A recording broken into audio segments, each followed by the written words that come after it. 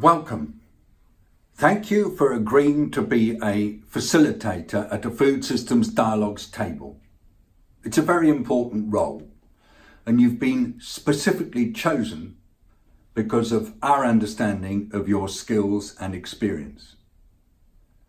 I'm going to take you through a few pointers so that you feel comfortable with your responsibilities during a Food Systems Dialogues event.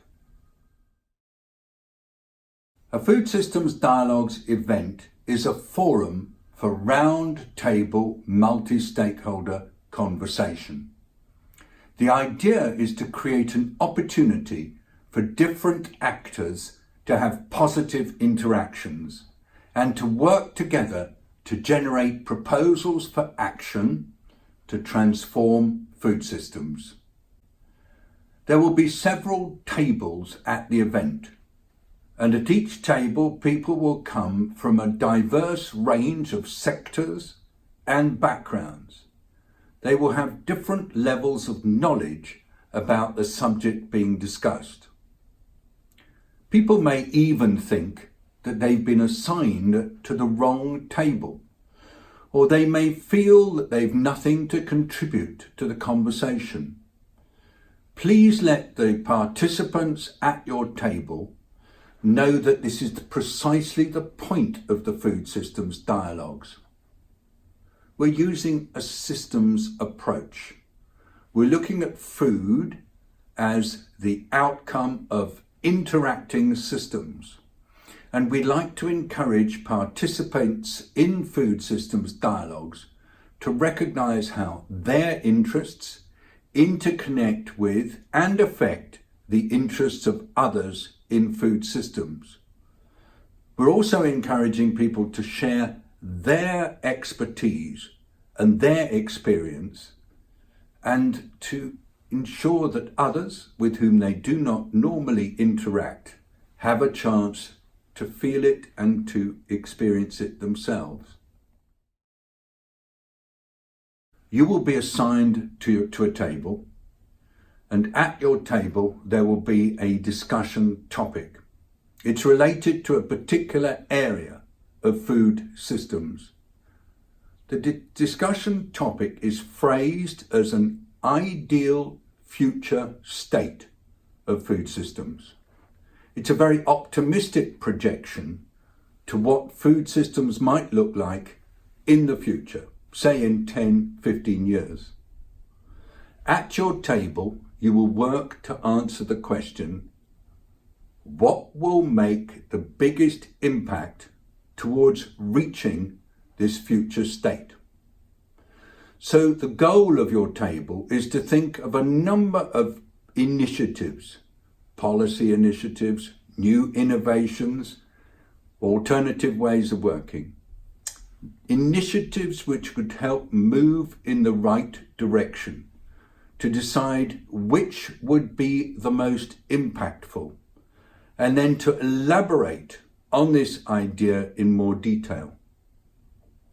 So at the beginning, you will be finding a number of ideas emerging at your table, and then over time, you will distill down to one or at most two ideas that you feel can actually have the greatest impact. And we usually say, can you think of the ideas which, if invested if pursued in the next 3 years, will have the greatest long-term impact towards achieving your ideal future state?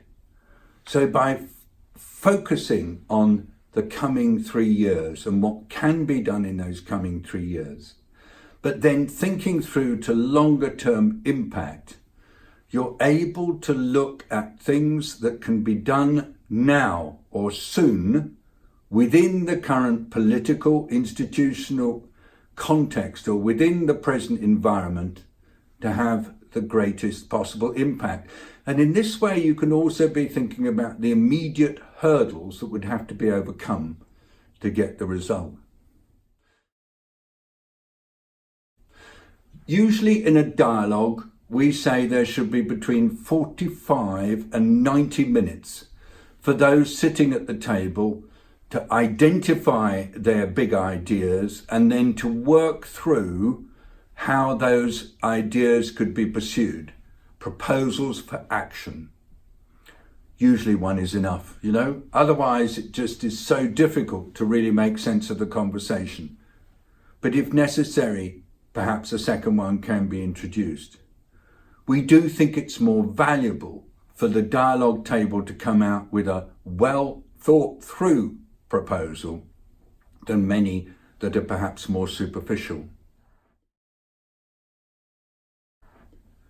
At the conclusion of the event, you as facilitator can, if you wish, choose to be the person who reports back to the whole group on your proposal.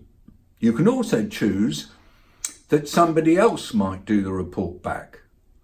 That's great. There may be a particular person who's got something they've got to say. And the report back is important because as well as the words that you're expressing to others at the event, there's also the notes that you've prepared, which will then enable the presentation of the findings of your table in a synthesis of the overall event, and then the presentation of that information on the Food Systems Dialogues website. That in turn feeds into what we call the red thread of ideas that have been developed at Food Systems Dialogues across the world and over time. And even after 1 year of the Food Systems Dialogues, we've had 1,000 people or more participating in these events, and this is going to grow, so your ideas feed in to that accumulation of synthesized information, the red thread that comes through the Food Systems Dialogues.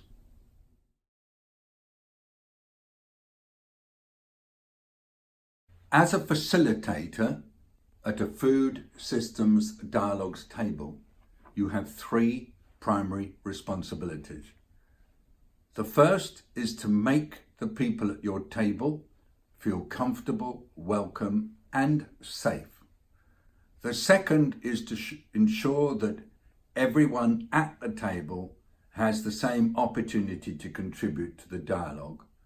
And the third is to capture the proposal coming from your table in a written form. Let me go into each of those in more detail. Making the participants at your table feel comfortable, welcome, and safe. They should feel able to have a lively conversation with each other. They should feel welcome to participate in the conversation. They should feel safe to express their full and honest point of view without anybody putting them down or treating them with disrespect. Secondly, making sure that everybody has an opportunity to contribute. Sometimes we call it making sure that airtime is balanced. It means that as facilitator, you have to make sure that everybody around the table has a chance to contribute, even those who've said little so far. Sometimes you have to gently thank and then reclaim the floor from people who tend to speak a lot. If there's somebody going off topic, you have to nudge them back onto topic. If there's suddenly somebody who's insistent on lecturing everybody else about what should happen, try to get them to listen to others and not just do all the talking themselves. Sometimes you can have a time-bound private brainstorm where people just think quietly without necessarily speaking for 3 or 4 minutes, writing down their ideas on post-it notes or on pieces of paper. And then when they've done their internal thinking, they could perhaps be encouraged to talk to their next door neighbour before speaking to the whole group. Or if you feel it would be working best, you can bring them straight into the whole group discussion. Third one, capturing your table's proposal in a written form. We'd like you to make sure that there is a written outline of your table's idea in order for it to be captured and then included in the overall report, what we call the Food Systems Dialogue Synthesis, which goes into the global red thread.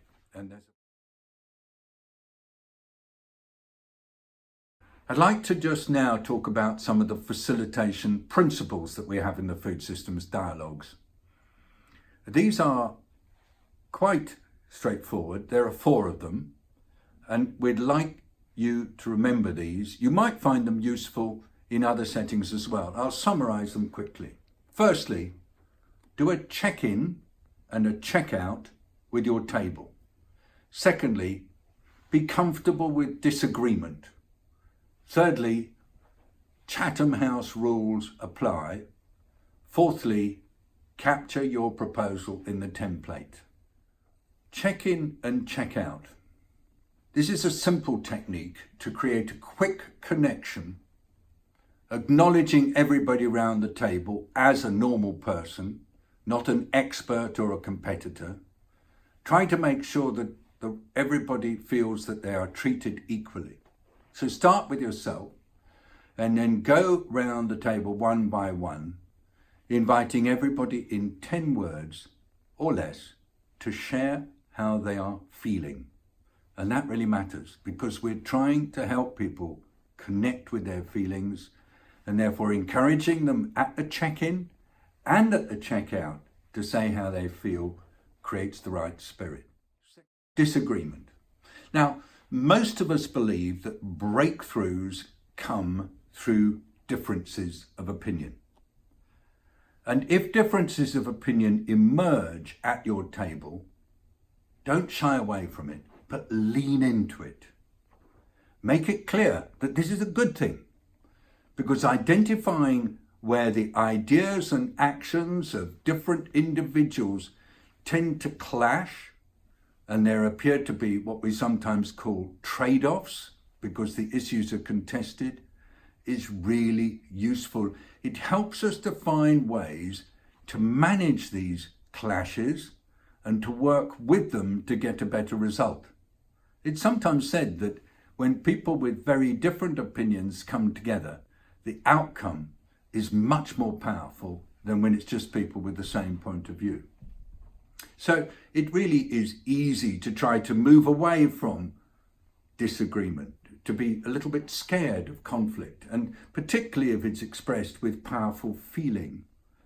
But it's actually a golden opportunity when there are disagreements to progress through what are sometimes long-standing stalemates. So encourage your participants when there are conflicts to elaborate on exactly why they think the way they do so that everybody can properly appreciate their perspective. And don't be scared about feeding these disagreements back when you're reporting back. It's okay. That's why we call them food systems dialogues. Now, let me talk a little bit about Chatham House rules. This is a way of making sure that people at your table know that anything they say will not be attributed to them or to the organisation they work for when everybody at the table leaves the room. It's super important because that's what creates a sense of safety. And it's called Chatham House rules because it's a rule that's applied at the Royal Institute for International Affairs, or Chatham House in London, and it's one that we refer to often. And it means be a little bit careful too when you're taking pictures, especially when you're putting a caption on the picture, because again, you don't want the person concerned to feel that they might be put in a situation of discomfort. Always check that they're okay to be having their picture taken, especially if it's going on to social media. And lastly, you will be provided with a simple template that you can use to collect up your table's ideas. The proposal, perhaps 1 or 2 big ideas, and then ways in which that you will know whether or not it's been realised, the different ways in which the participants at the table feel that they can contribute to it. It's when it all comes to life. And so that template guides you through some short questions and helps ensure that the major parts of what's being discussed are written down. Please write super neatly, because we're going to transcribe them and type them up, and it's terribly helpful both for organising your table's thoughts, for ensuring good feedback, and then for enabling us to prepare the synthesis. Good luck and thanks.